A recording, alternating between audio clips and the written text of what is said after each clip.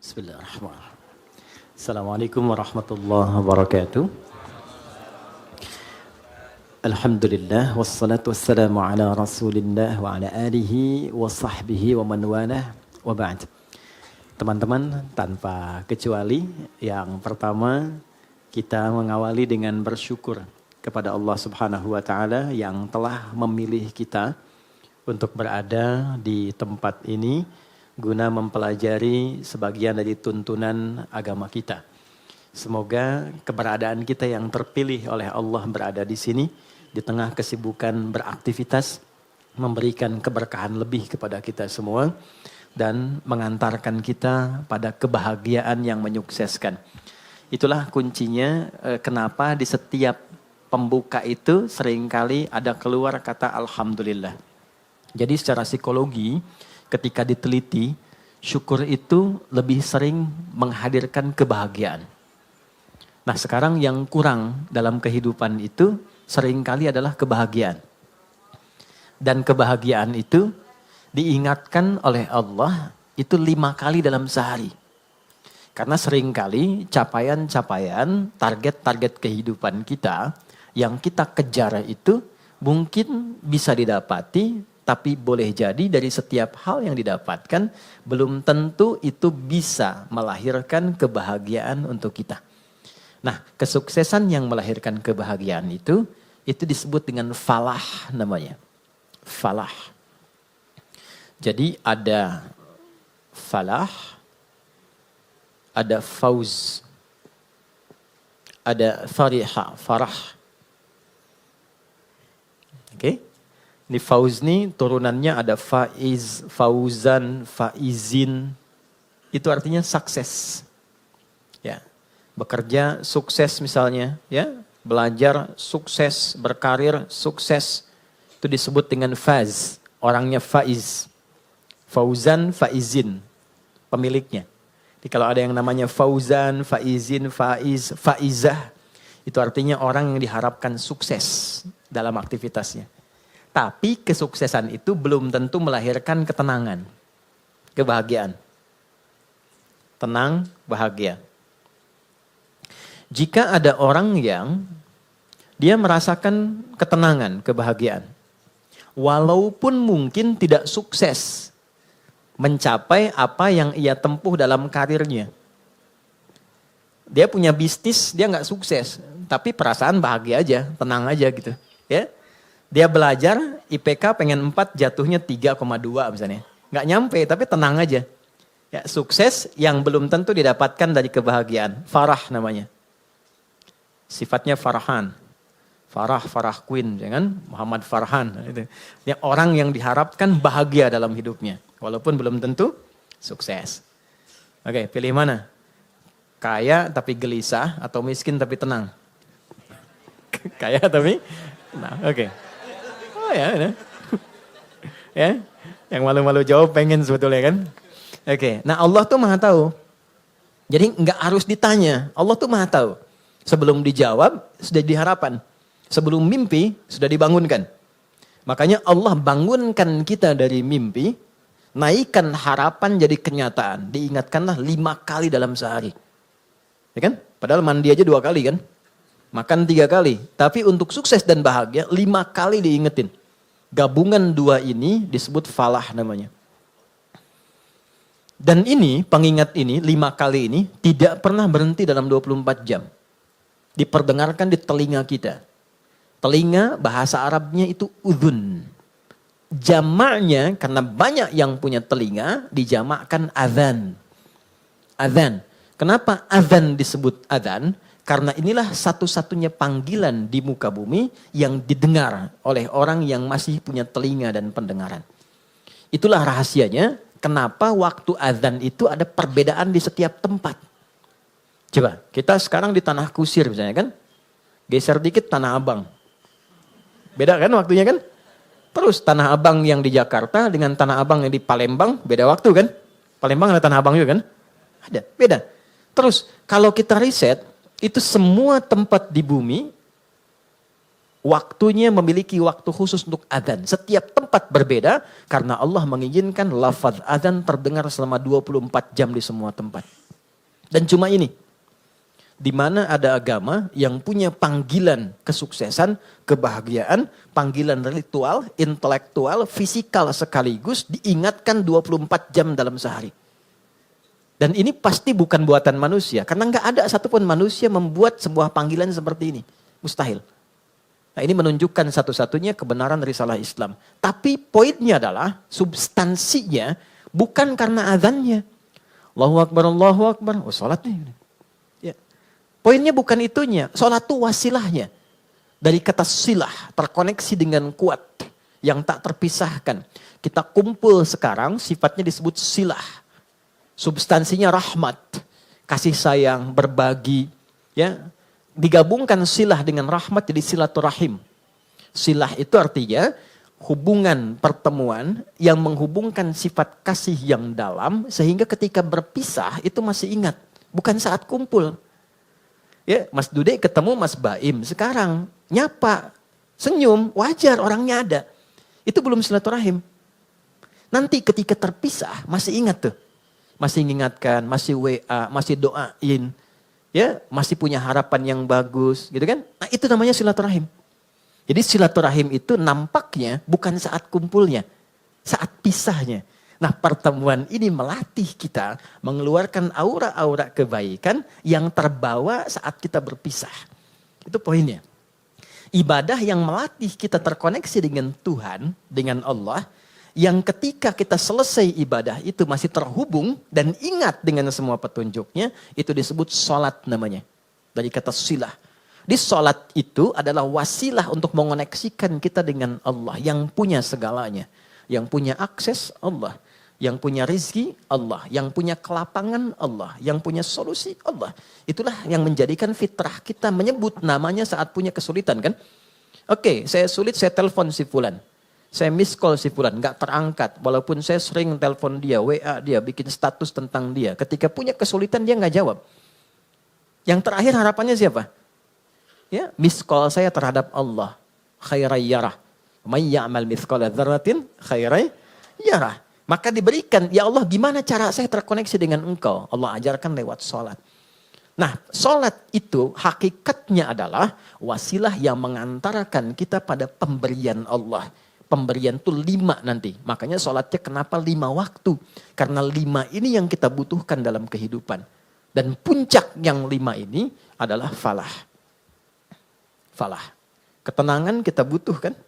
Makanya di rumah tangga kan yang pertama tenang dulu, sakinah. Mawadah itu nyusul setelah sakinah. Mawadah itu kan harta yang berlimpah yang membuat kita nyaman beraktivitas. Ya kan? Mau jalan ada kendaraan, di rumah mau ke toilet nyaman, mau sholat enak, mau tidur enak, itu mawaddah namanya. Tapi mawaddah tanpa sakinah hampa. Dan sholat faidah pertamanya adalah melahirkan ketenangan. Makanya orang itu kalau sholat yang didapatkan pertama itu bukan jawaban doa, tapi tenang. Saya ulang ya, orang kalau sholat kan doa kan? Dalam ruku doa, dalam sujud doa, berdiri dia berdoa. Tapi yang Allah berikan pertama kali bukan jawaban doanya. Yang Allah berikan pertama kali adalah ketenangan yang dihunjamkan pada jiwanya. Makanya baru wudhu aja, aura kita sudah berbeda. Nanti baru berdiri ke tempat sholat saja, rasa sudah lain. Begitu mulai bertakbir, ketenangan hadir. Walaupun kadarnya beda-beda, tapi kita tidak bisa tolak bahwa ada ketenangan berbeda yang kita rasakan gelombangnya saat sholat yang tidak dirasakan di tempat lain. Ya, makanya tempat sholatnya disebut musolla. Musolla itu tempat sholat. Tapi nggak pakai hak di ujungnya ya. Ya, musolla, gini, musolla, gini, ya, atau tulisnya musalla, begini. Ya, kalau pakai hak, musollah begini, tempat orang disolatkan. Oh, oke. Anda bikin di sini musollah, tempat disolatkan tuh. Ya. Oke, musolla, tempat sujudnya, di situ kita sujud kalau diperluas namanya masjid. Masjid itu tempat sholat, intinya kan begitu kan? Coba masuk masjid dengan masuk rumah sendiri, masuk masjid dengan masuk ruangan kerja, lain gak rasanya? Ada ketenangan tersendiri kan? Ya kan? Ada gelombang yang berbeda ya. Ya. Kenapa? Karena di dalamnya ada amalan pokok sholat. Tempatnya aja udah beda. Masuk tenang, sholat 2 rakaat, duduk, belum ngapa-ngapain. Bisa ngantuk Pak saking tenangnya. Tidur aja kan? Oke, itulah ketenangan yang Allah berikan pertama kali. Ya. Kenapa kita sholat? Karena Allah menginginkan kebahagiaan lekat dalam hidup kita. Baru setelahnya 4 yang lain. Ada jawaban dari doa. Kalau benar sholatnya karena kita terkoneksi dengan yang punya segalanya, yang mustahil pun menurut manusia, itu tidak ada batas menurut Allah. Ya, tidak ada batas menurut Allah. Banyak kisah viral dalam Al-Quran tentang permohonan yang dipanjatkan dalam sholat untuk mengabulkan persoalan-persoalan yang rumit menurut manusia.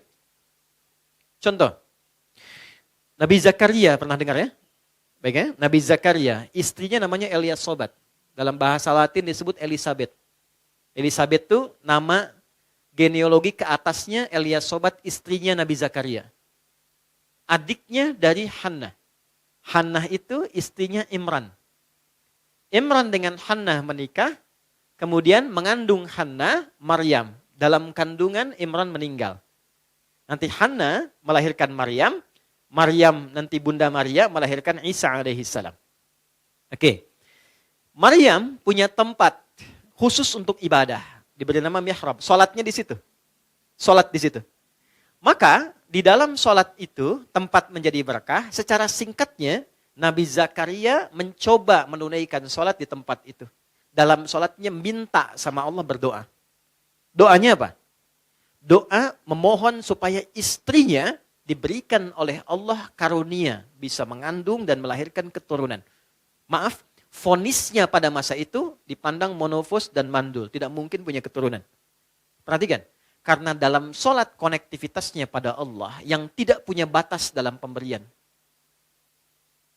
Anda minta pada manusia punya keterbatasan. Maaf, pandangannya terbatas, semakin jauh tak terlihat. Pendengarannya terbatas, semakin frekuensinya tinggi atau paling rendah tidak terdengar. Akalnya pun terbatas. Maka jangan selalu semua hal harus rasional. Karena sepanjang punya sifat kemanusiaan pasti terbatas. Kenapa pendengaran terbatas, pandangan terbatas, akalnya nggak mau terbatas, itu yang salah.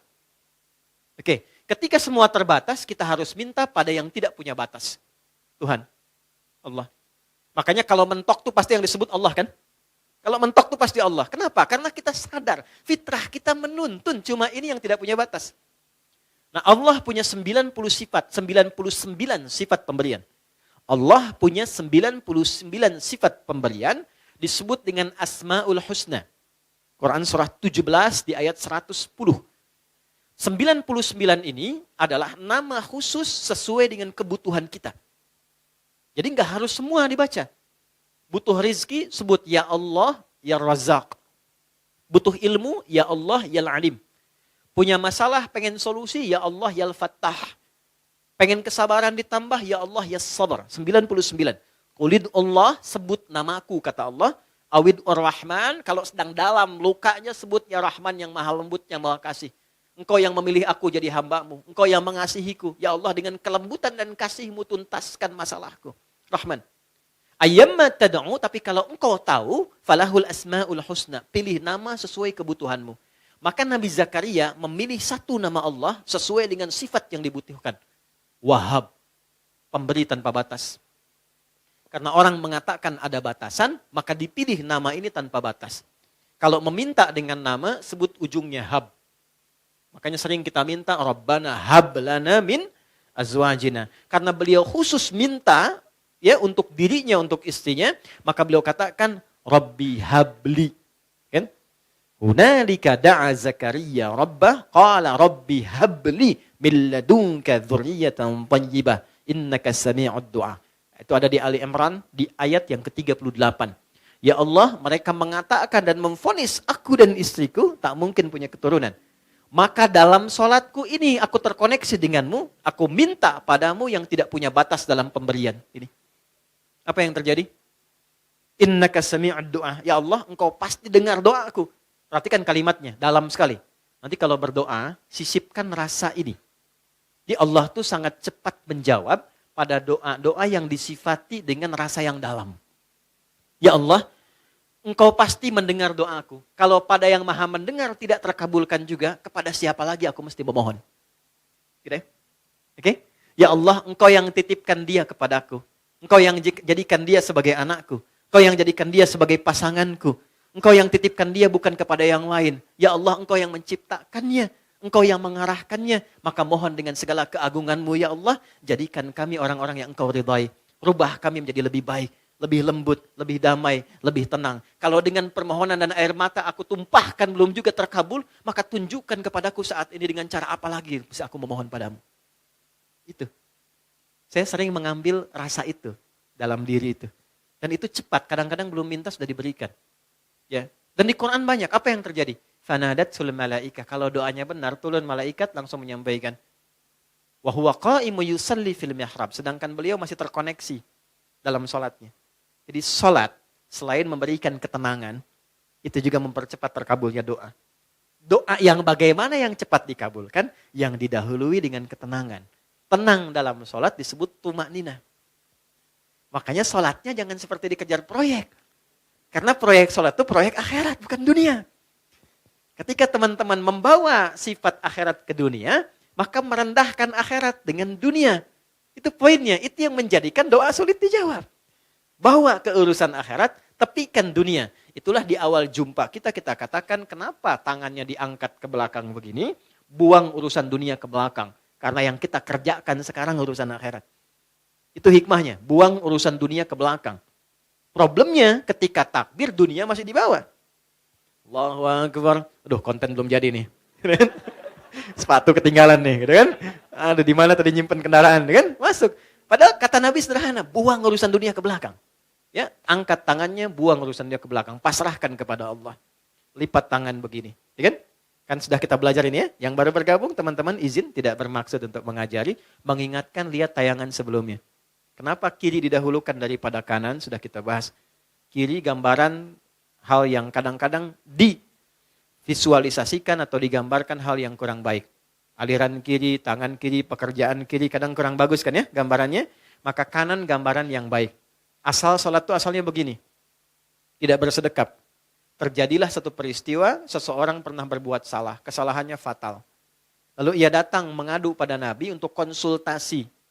Ya Nabi, hukum saya sekarang daripada saya malu dihukum Allah di akhirat.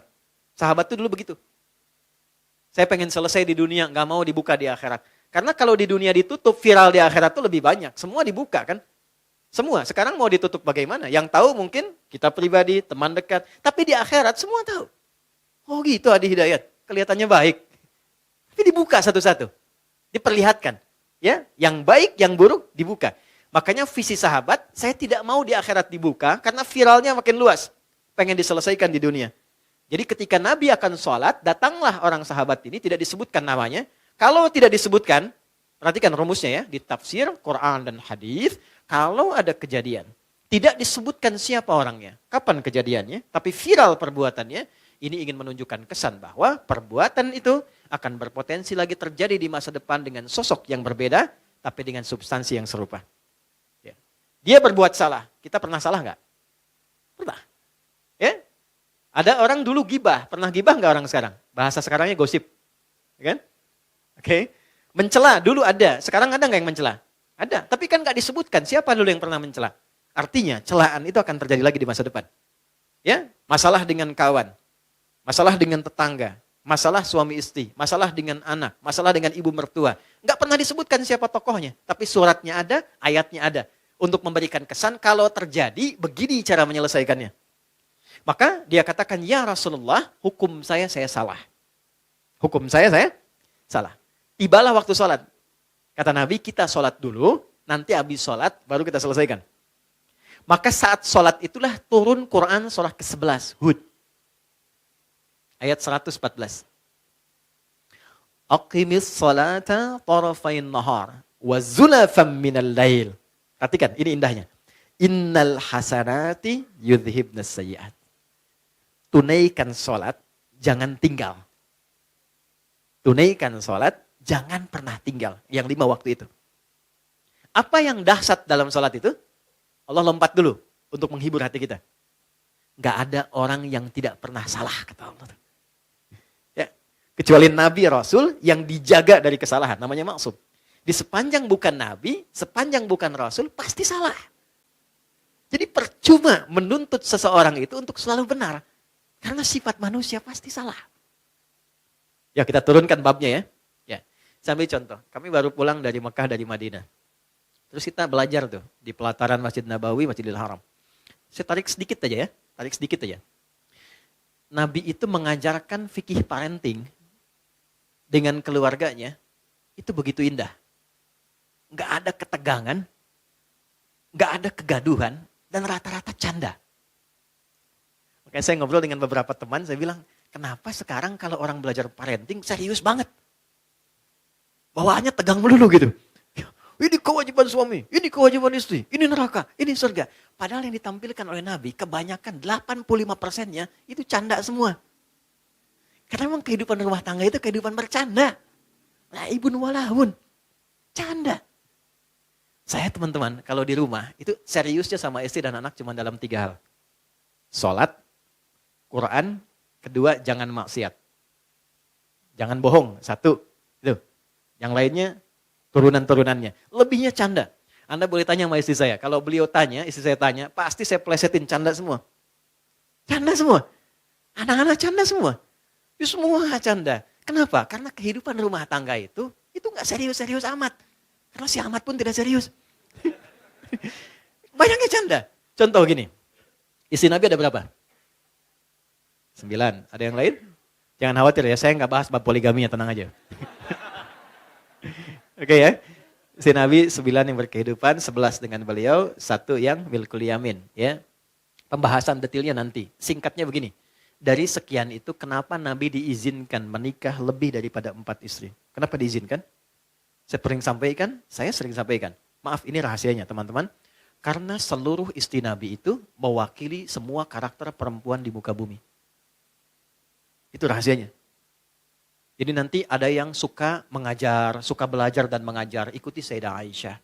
Ada yang suka fashion, ada perempuan suka fashion ada. Nanti modelnya Sayyidah Zainab. Ada yang suka bikin kue. Itu Sayyidah Saudah binti Zam'ah. Yang bikin kue ini usianya udah 70 tahun ke atas. Sepuh. Tapi nggak pernah Nabi masuk ke rumah beliau, ke kamar Sayyidah Saudah itu di samping Sayyidah Aisyah. Jadi kalau ini yang kubah hijau itu di atas ya. Kubah hijau ke bawah kan ada kamar ya. Ini kamar Sayyidah Aisyah, ini kamar Saudah binti Zam'ah. Sayyidah Saudah binti Zam'ah. Ini sudah sepuh. Hobinya bikin makanan. Nabi pulang sedang bikin adonan tepung. Itu tepung adonannya dicolek oleh Nabi, kemudian dicolekkan di kedingnya dan ketawa bersama. Kalau bahasa kita tuh panggil sayang. Sayang apa kabar? Gede, masih ketawa. Ya, kapan kakek nenek kita tuh panggil sayang pada pasangannya tuh? Anda bisa kebayang nggak?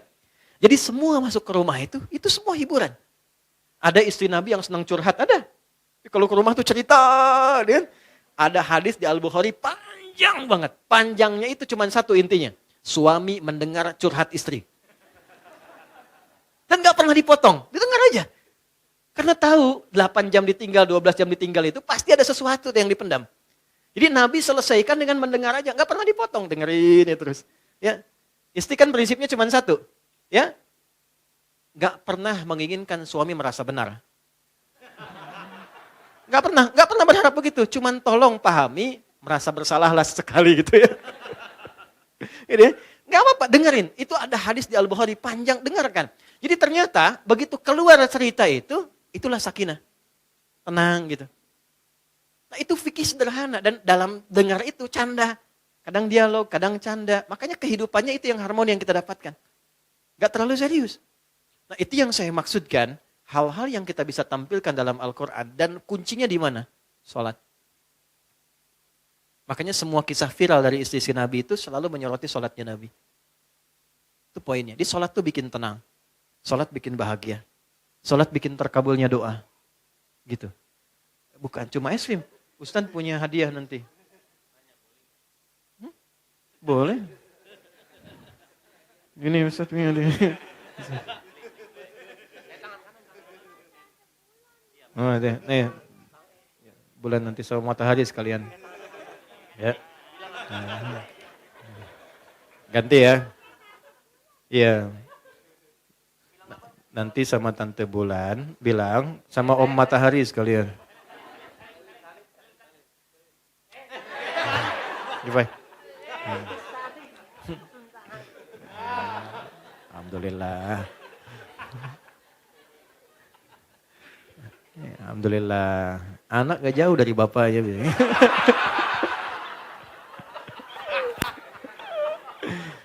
Insyaallah baik.